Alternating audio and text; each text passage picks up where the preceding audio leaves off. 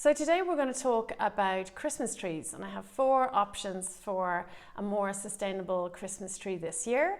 For me, I love the real Christmas tree. It's a big part of my Christmas tradition is going with the kids and picking the tree, and I love that, and decorating the tree and the smell of it. So the option 1 is a real tree, which thankfully for me and for those of us who love a real Christmas tree is a very sustainable option. There's just a couple of things to bear in mind when you're going to get your tree. The first thing is to try and find a locally grown tree. Second is to try and avoid that horrible white plastic netting that they wrap the tree in to bring to your house. It's lethal for birds and other wildlife. So what I do is I arrive with my own rope. I know it's a bit cringy, but they really don't mind. And then when the van arrives with the tree, you can spot your own tree very quickly. So that's a bit of a bonus.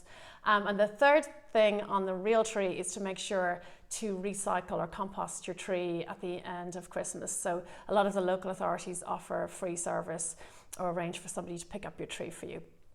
The second option then is to grow your own tree. There are potted trees that you can find, but make sure it's a pot grown tree because they last. The potted trees don't last so well.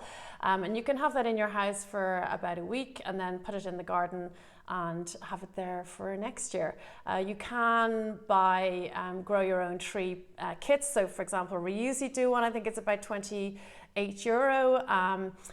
But obviously you've got to have the patience, and that'll be ready maybe in a couple of years' time. But it is a really sustainable option. The third option then is that if you're lucky enough to have a decent sized tree in your garden, is to decorate that, which is really lovely and everybody gets to benefit from it. So if you're doing that, just make sure to buy lights that are suitable for outdoors, and if possible buy LEDs because they will use a lot less energy.